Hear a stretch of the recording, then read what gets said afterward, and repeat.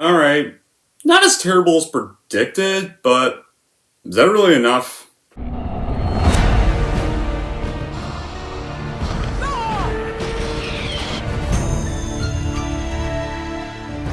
Those were up, and they did. We're smart, and my...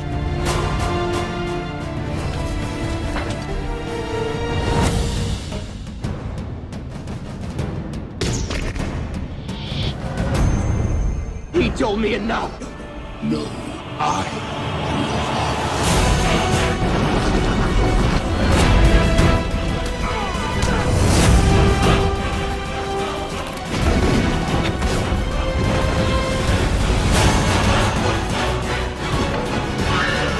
Here's Chuck.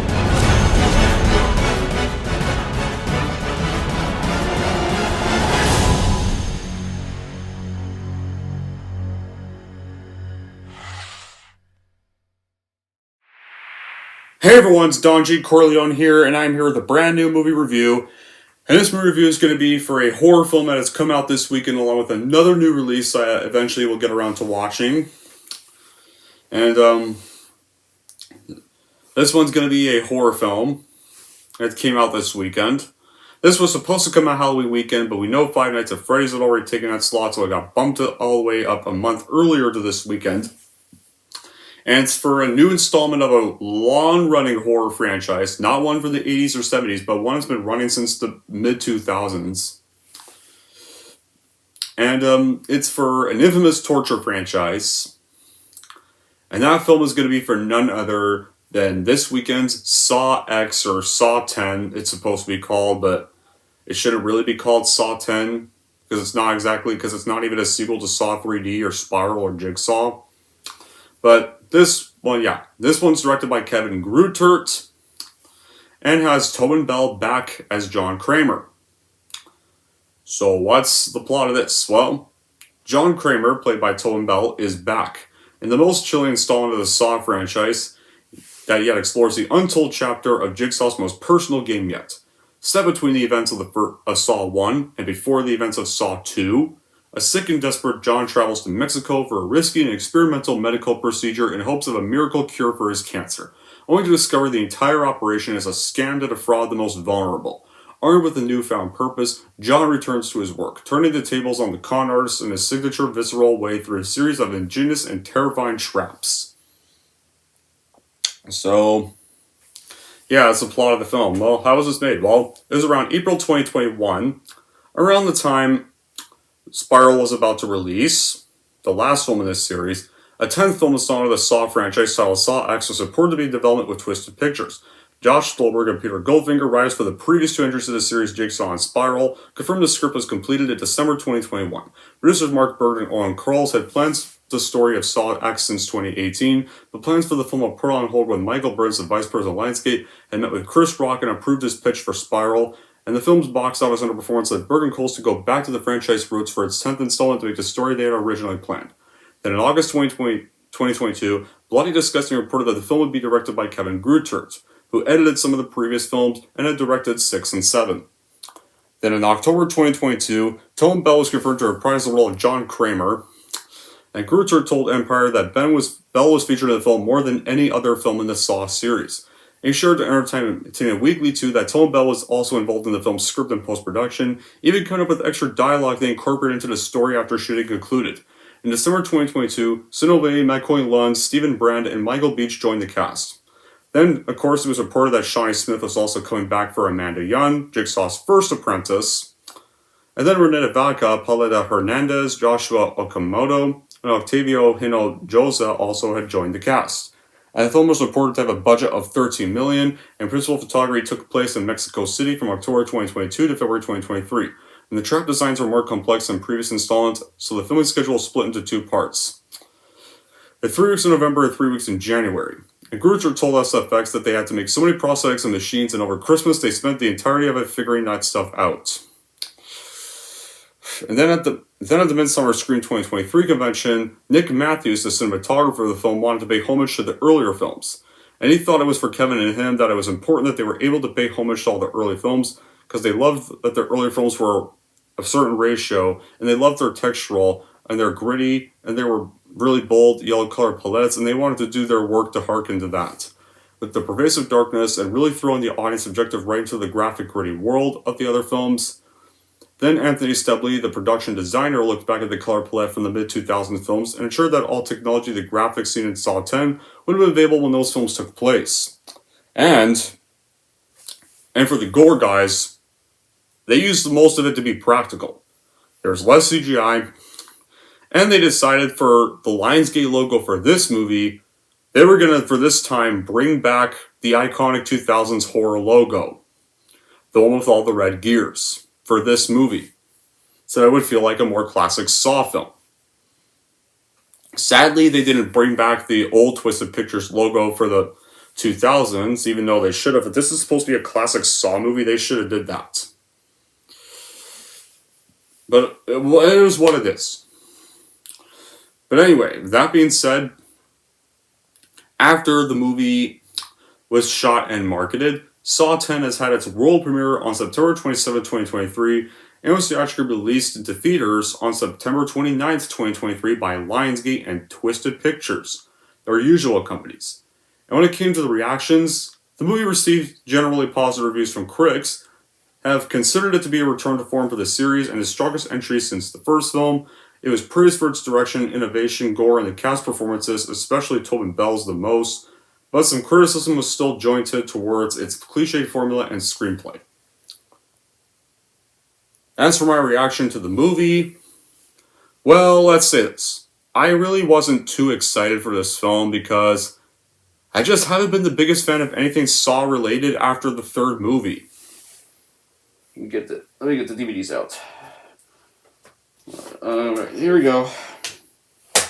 I have all the movies. Jigsaw I have somewhere, but I don't care. I'm not pulling it out. I don't want to bother. Okay. The first one of the films. Easily still one of the greatest horror films ever made. Greatest of the 2000s even. Will always be James Wan's best film he's ever done. Everything else he has done is also good, but nothing really comes close to this one movie he did. I think his only other shitty movie he's done was the Aquaman movies. Yes, guys, even I think Aquaman 2 is gonna suck. Okay? More. For obvious reasons. No, not because of James Wan, guys. Not because of James Wan. I hate Aquaman for different reasons. I just think Aquaman was boring. Not because of James Wan, guys. Because of Warner Brothers. And a certain stupid actress we don't need to talk about. And then you have the first sequel that was released literally an entire year after the first film in 2005, Saw 2. It wasn't as good as the first one, but it was still a fun sequel with definitely an epic twist. Probably also tied with the first one as the best twist of the series. Then Saw 3 happened. I think the franchise really started to go downhill with this movie. I mean, this one was decent. It was still fine.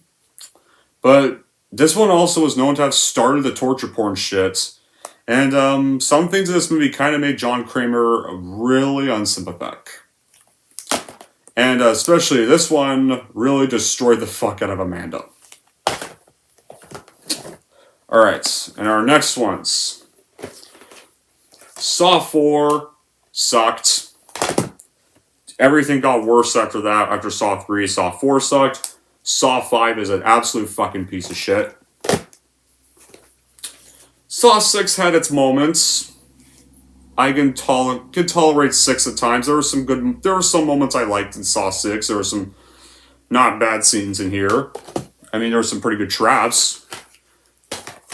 This one, Saw the Final Chapter, fuck you. Go fuck yourself. Yeah, Saw 3D can fuck itself. Stupid fucking film. The only good thing of Saw 3D was just Hoffman finally getting killed by Dr. Gordon. In the bathroom, the same fate Adam faced in the first movie.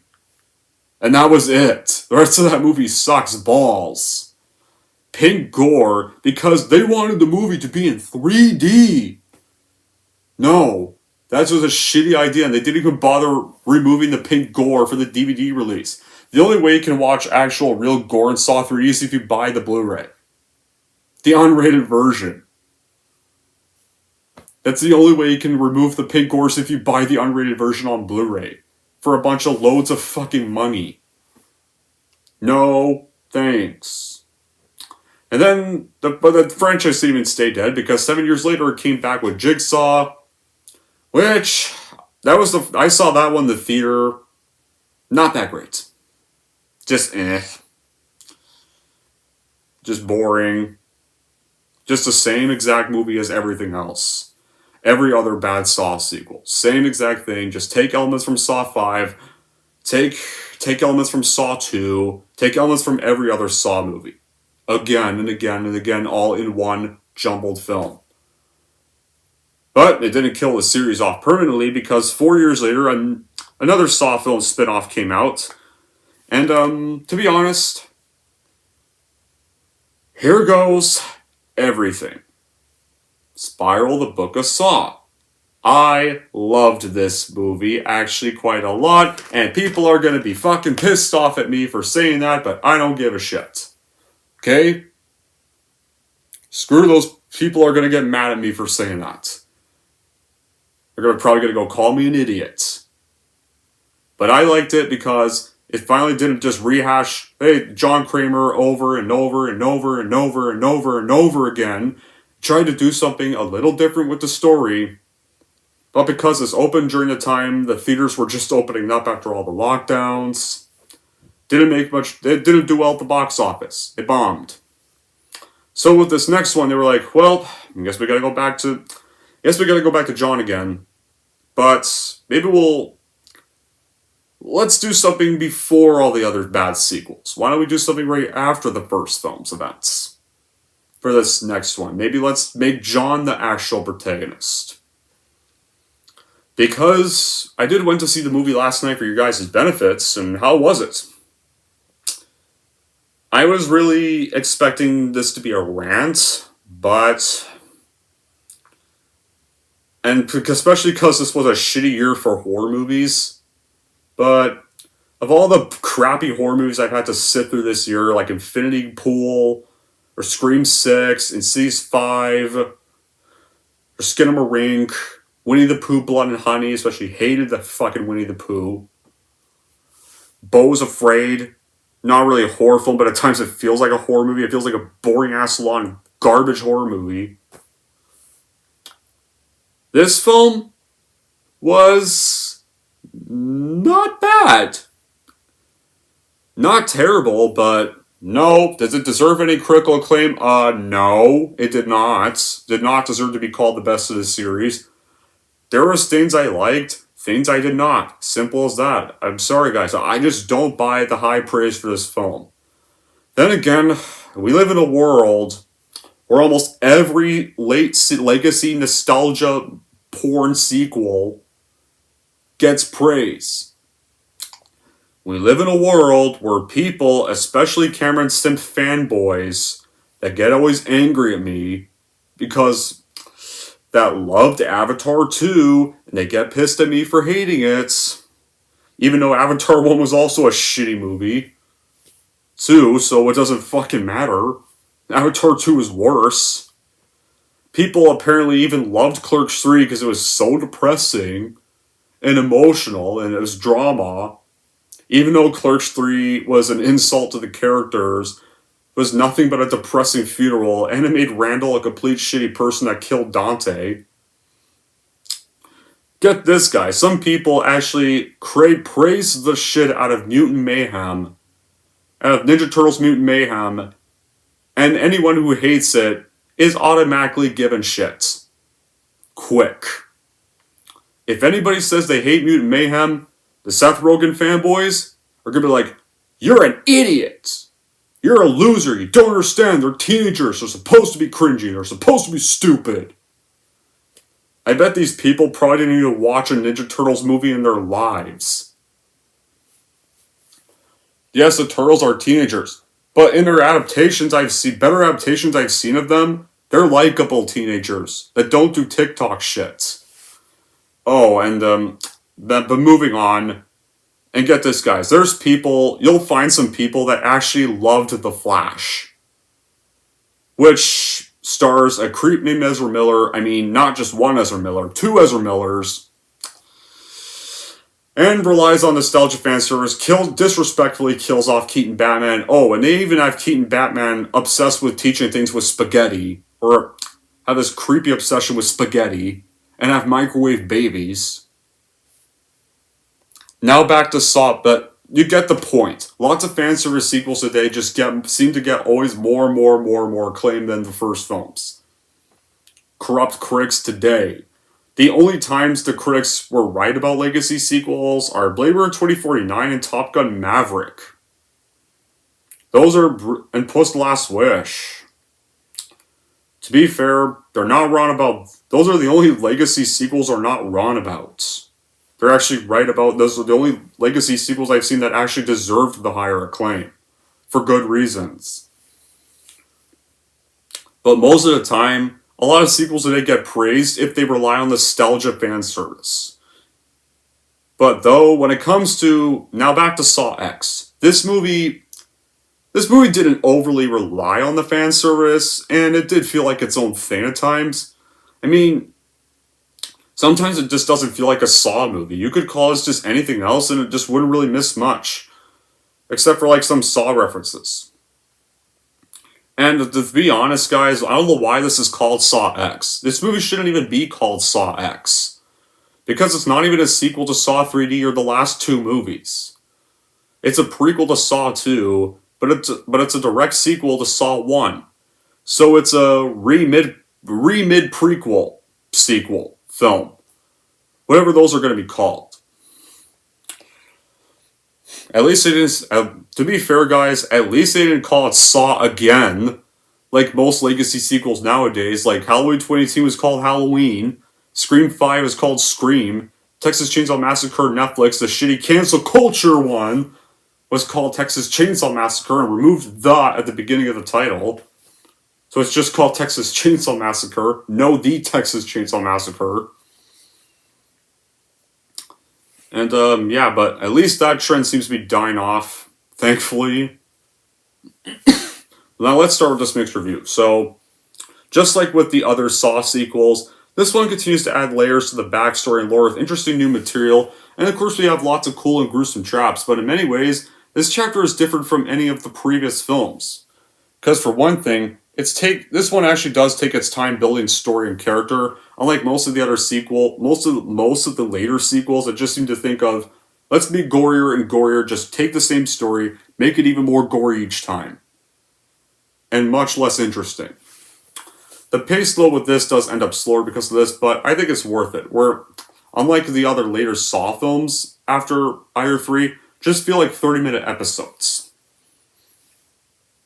Everything kind of feels more kind of fleshed out. We don't really see the hyper editing style this franchise is known for. This movie does feel a bit higher in quality of filmmaking. And among the good points, usually Kevin Grutert has directed some of the least good sequels to this installment. I know Kevin Grutert directed Saw 3D, but even he didn't want to direct that movie. But they made him do it. I like his direction here.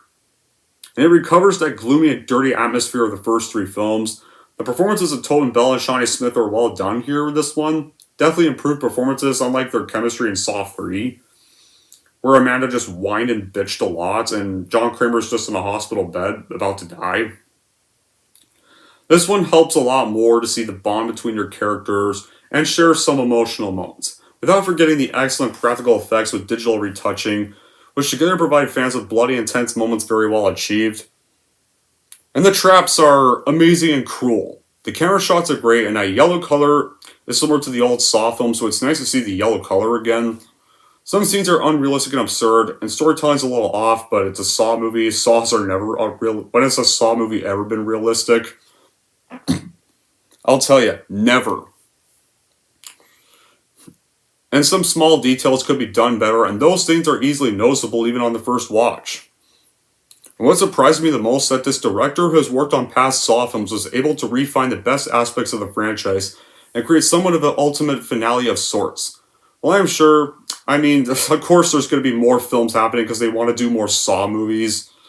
But if this is it for the particular story arc, I can accept that because of how impactful and absolutely decimating the film is. It kind of brings back a couple familiar faces. It focuses much more on Kramer, which is definitely the most interesting part of the Saw films, which is what you should be focusing on. And at age 81, Tobin Bell reprises his iconic role as John with remarkable vitality, maintaining the character's haunting grip on the audience with his enduring betrayal. It's even nostalgic and incredibly rewarding experience to see the return of Shawnee Smith as Amanda Young. And the movie, actually surprisingly, the protagonists in the movie are those two characters. So you're wondering, why is the villains, the guys who kill people, being the protagonists? Is this going to be another Texas Chainsaw 3D? No. It's not another Texas Chainsaw 3D, thankfully. It's not like Texas Chainsaw 3D, where that movie wanted to make you sympathize with Leatherface, even though despite the fact that him and his family have killed, eaten a bunch of people, and you're supposed to view the townspeople that actually want to get revenge on the family as the bad guys of the movie. It doesn't do that. No, it does not do that shit. So don't worry about that. That's not in there. The narrative, though, is seamless and compelling, guiding the audience through its labyrinth of moral quandaries with an impactful flow. The victims of this installment are framed as some of the most deserving in the series, definitely. With these victims of this movie, these are some of the most rare victims of the Saw series you won't feel shit for. These guys are absolute the people they catch in this one are pieces of shit. Not a single one of these victims you will care about. None of them were nice. All these guys deserved what they got. All of them. These guys scammed a bunch of dying elderly people of money, pretending to give treatment, and they just scammed them of their remaining money. So, no, fuck these guys. I could give less of a shit if they died. And it heightens the film's moral ambiguity and intensifying the notions of retribution among viewers. And I also did there was no investigation here. Because in the Saw movies, the investigation subplots are always the most annoying and worst. So they're like, I guess we can't make a good subplot involving any cops, so let's just not do one for a change. Let's just stop doing that shit for the next one. Just don't do an investigation. And that made it refreshing. Saw 2 is the best of the sequels, but in that one, I thought the police scenes were, in 1 and 2, were meh. 1, 2, and 4 are the least bad of the investigations, but 4 is where the investigations really got annoying. And the reason the police aren't in Saw 3 is because Saw 4 is the midquel to Saw 3. The Saw 4 kind of shows what the police were up to during the events of Saw 3, and why they weren't investigating Jeff's game. And the movie does get genuinely touching and heartbreaking at points. The film's not really all about the gore. It has plenty of gore, like any Saw movie does, but it focuses more on giving John and Amanda the most character development they've ever had in the entire series, and shows they're both more than capable of compassion, grief, and rage in this one movie. And Laura Cole is capable of being driven by fear rather than logic, and it's a poetic irony that the film never really comes close to exploring in anything approaching depth, but it does exist just enough to make the extended establishment of the necessary plot foundation more fun than it has any right being. And of course, it's merely the appetizer for the main murder meal. And it's here that Tobin Bell really sinks his teeth into the iconic character once more. Even when the story starts to feel a bit creaky and contrived rather than gleefully chaotic, he never misses a step. And there is an ickiness in Saw 10's sympathy for the devil, but it has an undeniably interesting way of reframing what John does. On a surface level, it's a revenge story where the main character gets payback for wrong that has been done to him. But the funny little wrinkle is that John isn't hoping any of his targets die. He's hoping that they live and are motivated to change their ways in the aftermath. With past films all keeping focus on the victims, having John in the background pulling strings, the suggestion of sadism is always the most prominent. But as we watch and witness this work up close in this latest chapter. And a close look at John Kramer's is definitely a welcome change of pace for the franchise.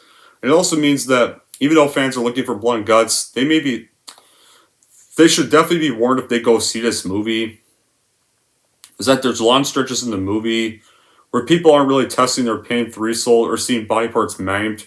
And it works here because the piece early on adds depth to the chaos later. And it can't be said the traps overall the best examples of this. So speaking of the traps, guys, honestly, now let's get on to the best traps of the movie. I think for me, the best traps of this movie are the eye vacuum trap, the bone marrow one, and the radiation burn trap. Those are the three traps in the movie that feel like the classic Saw you remember from the 2000s and are not overly forced nostalgia baiting like most legacy sequels today. Yeah. This movie actually didn't really rely on any nostalgia baiting. It didn't force any nostalgia shit down your throat. So it was nice to see an actual late sequel bringing back an old character that does not do stupid nostalgia in the horror community. And,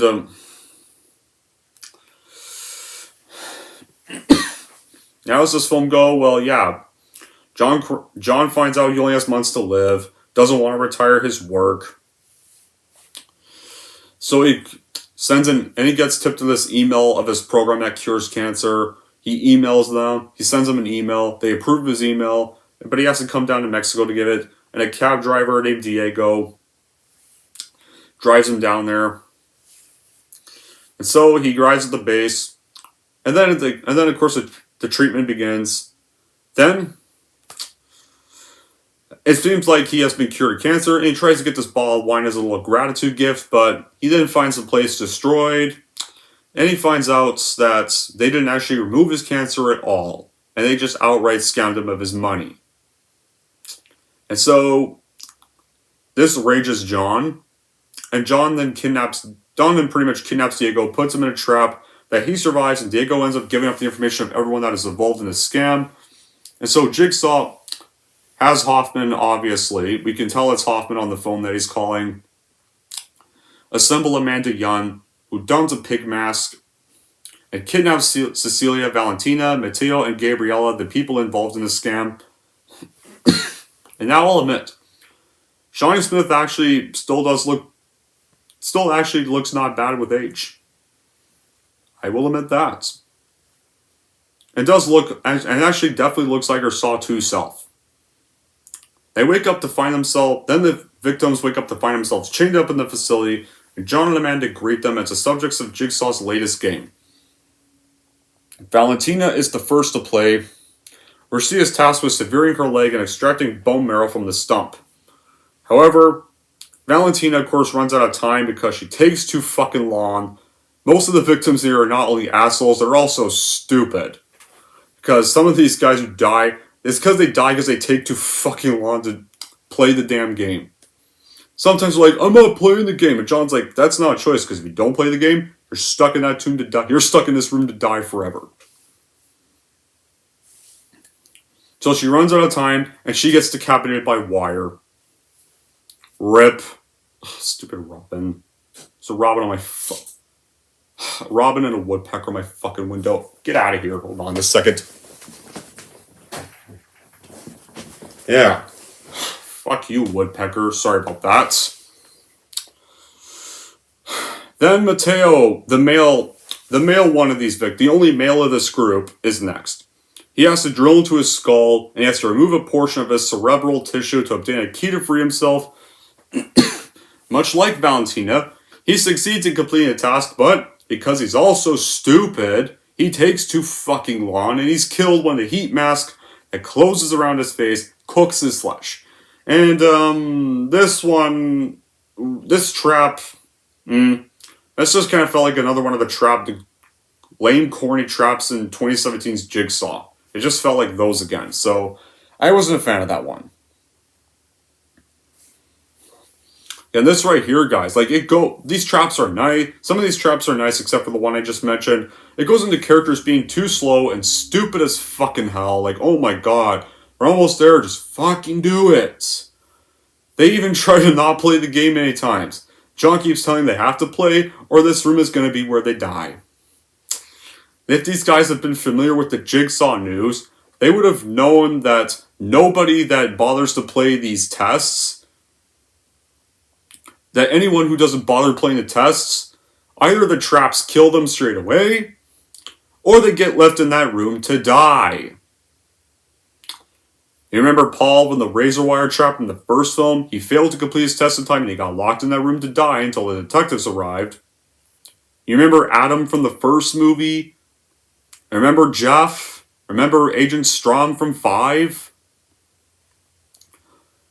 Jeff and Strom, they made those two characters made stupid choices, and it costed them their chance to win the game and their lives. Adam didn't really make stupid choices because, technically speaking, Adam failed his tests because the key went down the bathtub drain. But in Saw 3, we find out that the key was in the bathtub the whole time. It went down the drain when Adam woke up. It's because Amanda pretty much fucked up his game from the very start. So pretty much Amanda pretty much doomed Adam, pretty much fucked up Adam's game and made his whole entire game unwinnable. Then back to this movie though. As the games in this movie continue, John and Amanda, they get approached by a man named Parker, who claims to be a victim of Cecilia and is returned to confront Cecilia and get his money back. Parker then gets chained up though, and John shows him Gabrielle's test. Because Gabrielle and Cecilia are our last two victims.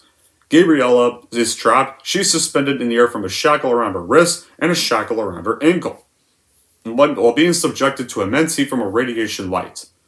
In order to free herself, she must use a sledgehammer to break her limbs and free them from each shackle.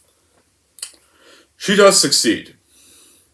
And right here, guys, this one was the only time when none of these victims were being a stupid bitch and just deciding to actually get through their damn trap.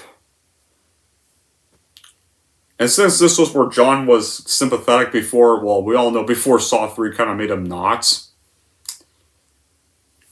he orders Amanda to take Gabrielle to the hospital because she completed her test and actually gets to live. But before Amanda can even do that, guess what, guys? Predictably, the freed Parker forces them to gunpoint to free Cecilia. Like, as soon as this Parker guy enters the picture, you know he's evil. It's obvious this guy's evil. This guy's actually with Cecilia. Why would this guy be a victim? This guy looks too young to be a victim. Way too young. Like seriously. He was literally at the base with a gun. How is that not suspicious? And as soon as this guy enters the film, you know the dude's a bad guy. And I did not believe he was one of our scam victims.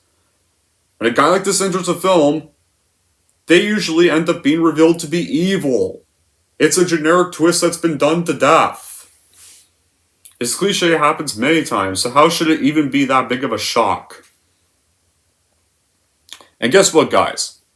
You know how Cecilia was making them go through with their traps? Well, this time Cecilia straight up kills Gabriella by crushing her neck and pretty much stabs her clean in the back. Betrays her remaining team member left. And it's revealed that she called Parker to try and free her, which, as he is her lover and also part of the grift. And Cecilia pretended that was actually her dad she was calling, because Cecilia at one point actually tries to call a personal phone, but Amanda catches her and stops her from doing that. But it seems like the call went through anyway, because of course he arrived at the base. And she also reveals that she knew that John Kramer was actually Jigsaw all along. So this also makes Cecilia a dumb bitch.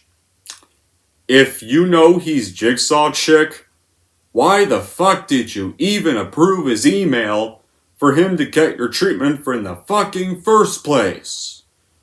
If you knew he was Jigsaw and didn't want to give him treatment, could have just denied his request email while hiding your reasons of you knowing he's Jigsaw, but because all four of them are stupid and wanted money bad, they got themselves all in this mess to begin with. Like, wow. Oh my god. You really? That's foolish. So yeah, then she forces John to chain himself in her place. She's about to do the same to Amanda. But then, of course, this boy that John Kramer had befriended and fixed a broken bike for around the beginning of the movie when he arrived in Mexico and met at the facility. The boy named Carlos is shown on security footage kicking a soccer ball outside the facility. So Cecilia brings Carlos inside the building by gunpoint, or by knife point, which through the camcorder footage, I thought she was actually going to slit his throat on camera in front of them, but at least she didn't. But then when she brings him inside, she has him chained up opposite John Kramer, wanting to rub her victory in his face by forcing him to watch a completely innocent person die in one of his traps. So, John and Carlos are subjected to a trap in which the two of them are placed in a seesaw underneath nozzles that waterboard them with blood. And both John and Carlos are able to tilt the seesaw by pulling levers, and both make efforts to save each other as they take turns taking the brunt of the blasts. And during this, Amanda pretty much clearly has a shock reaction that a kid of all people is now falsely in one of their traps for no reason, and tries begging him to shut off the trap. And this actually feels like the John and Amanda in the first two films, because in the first two films, I don't remember them testing like 10-year-old kids in their traps. Daniel's, and before you go mentioning, but they put Daniel in the game, in one of their games in the second movie. Daniel wasn't 10 years old. Daniel was a teenager. And technically, he was the only one that survived the game in the second one. Even though technically Amanda was kind of required to be in the game to keep Daniel alive, because if Daniel had died in the game, then Jigsaw's plan would have failed. To pretty much fool Eric Matthews would have failed. So there's that. So Amanda's now begging him to shut off the trap, since it's clearly killing both of them. And since I have seen all the other movies, and I remember how she was in Saw 3, and how she made her games unwinnable, I'm just like, bitch, you're later gonna go off to make a bunch of unwinnable traps in a few years, and then have no sympathy for any of her victims. Especially considering this was the same chick who mercy killed Adam in the bathroom. Then in the third film, she straight up killed and shot Lynn, even after Lynn completed her test. And since I was already familiar with the other films, I just don't really buy her being remotely shocked at any of this. Sorry guys, but if you've watched all the other films before this, especially Saw 3, you know what I'm talking about. And while John holds on to his lever, he forces himself to be bloodboarded so Carlos can be safe and that Carlos won't die. And Parker and Cecilia then run off to the room where Amanda and John are previously overseeing the whole game. They're looking for the money now, for John's money now. And they find the bag that Cecilia used to store the cash she stole from her victims. But when they procure the bag, it activates a tripwire that stops John and Carlos' trap. And it starts a new timer. And right here is when the infamous Hello Zap theme that appears at the end of all the films, you know. Na na na na na na na na na na na na. No, no, no, no, no, no, no, no. And the iconic song starts playing as his 10-minute timer starts. And John reveals that Diego pretty much gave up Parker as one of the scammers, so John already anticipated his arrival. And Cecilia and Parker learn that the room they are in contains their final test, and the doors lock and deadly gas starts to fill the room, which I guess maybe that's supposed to foreshadow the nerve gas house. And their only respite to be able to survive is a small hole that only one of them can fit their head through for ventilation.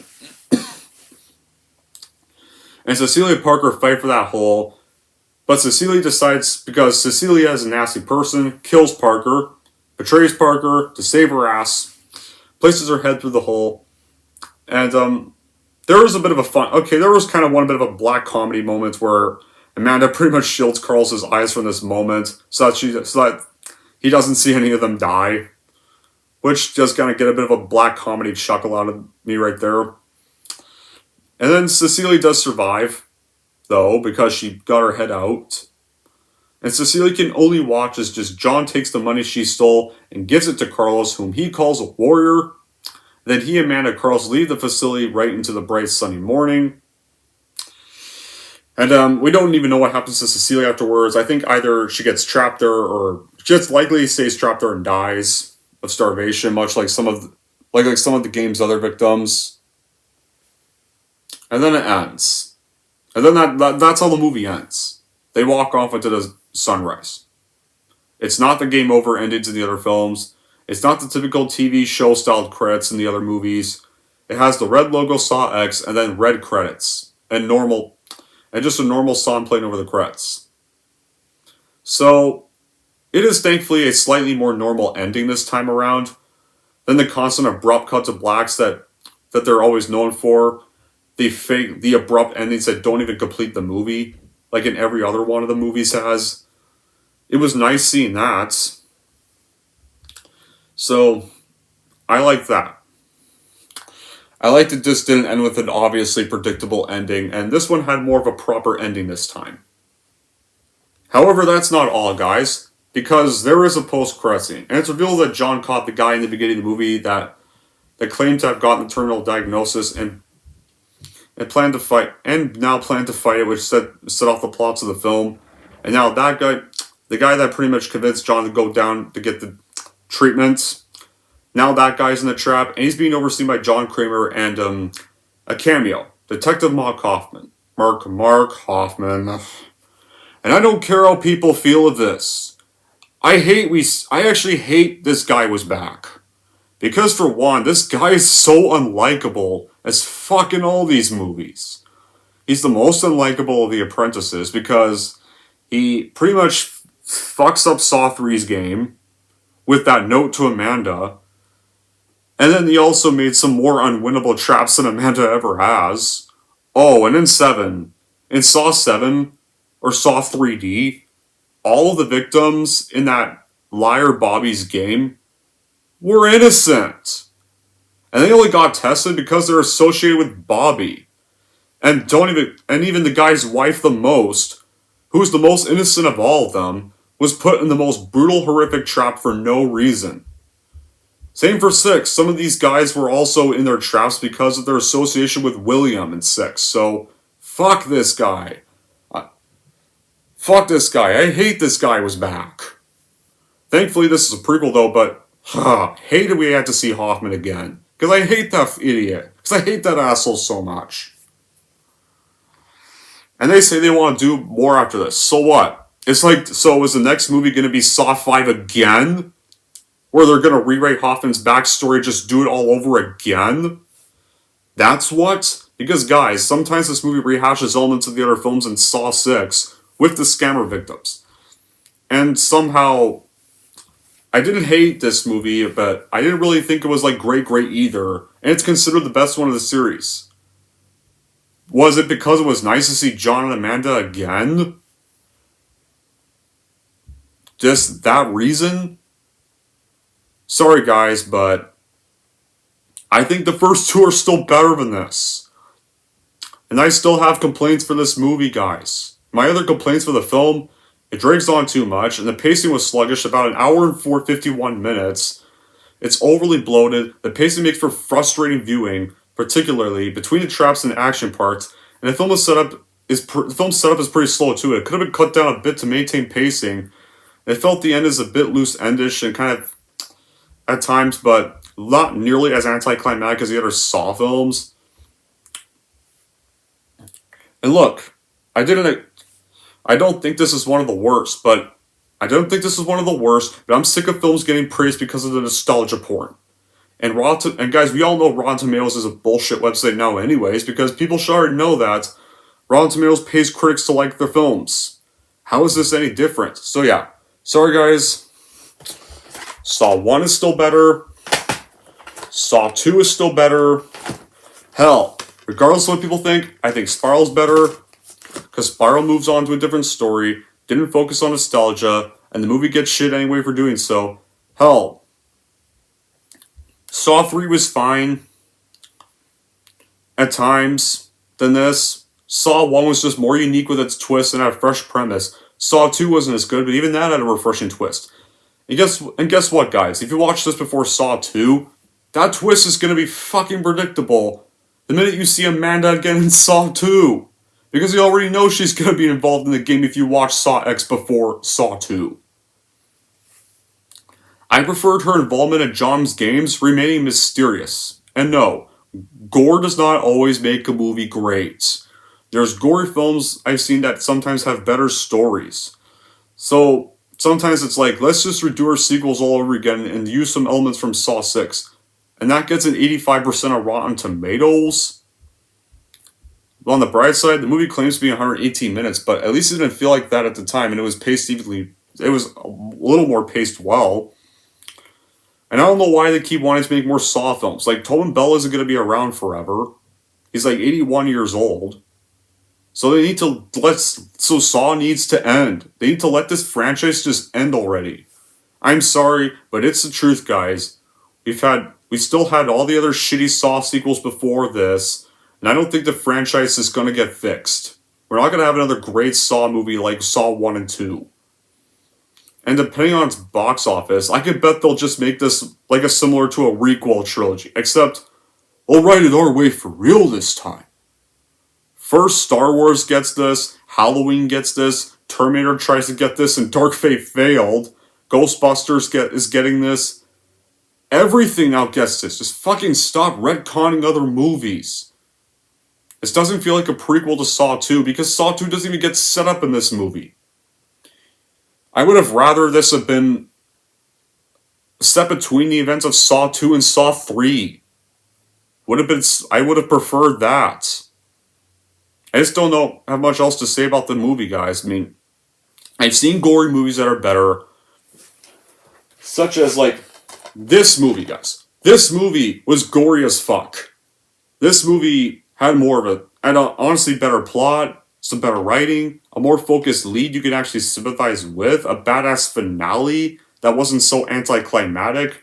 Saw and Saw 2 had better plots that were more fleshed out. The Hills of Ice remake even had a good lead and an epic badass finale where Doug fucked up all the mutants. And literally had a Western showdown. And got his revenge on the mutant Fox. Jason Goes to Hell even was entertaining and fun as hell. Regardless of what people think, the unrated version is a blast of Jason Goes to Hell. The unrated version is actually a blast. That's why you need to watch the unrated one. So yeah, I've seen better damn gore movies than Saw X, guys. I'm sorry, but gore does not make a movie great all the time.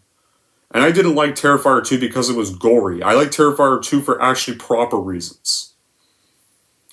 All in all, guys, I have nothing else to say. Saw X, like, even though it seemed like a rant at time, I was ranting a bit. It's not a terrible movie. Saw 10 is just a mixed bag. But it's tolerable for a legacy, read, mid, prequel sequel. In the end, guys, Saw 10 is a stream online for fans of the series, but if you hate this series, you won't find much new here, other than a different attempt at Saw 2. Anyways, that's it for my review of Saw 10. If you're wondering how I'm going to rank Saw 10, here's how I'm going to rank this movie. So overall, if you love the Saw movies, are excited to see Tobin Bell again, and want to see a more cleaner direction after you hated the previous attempts, I would just stream this one online because this movie's not worth all the damn praise it's even getting. And if you're wondering how I'm going to rank Saw 10, I'm going to give Saw 10 a 6.5 out of 10. There we go! That wraps up my review for Saw 10. And, it's not the only new release this weekend. I am meaning to see another new one coming out. That came out this weekend called The Creator. That's directed by the guy who did Rogue One. I've heard great things about that movie. So I'm interested in checking it out eventually when I get the chance. This month. If I get the chance next month. But I'm interested in it. Until then, guys, and also stay tuned for my Saw ranking. Till then, guys, that'll be it for this review. Thank y'all for watching. If you like this, want to see more, don't forget to like, subscribe to Don G. Corleone.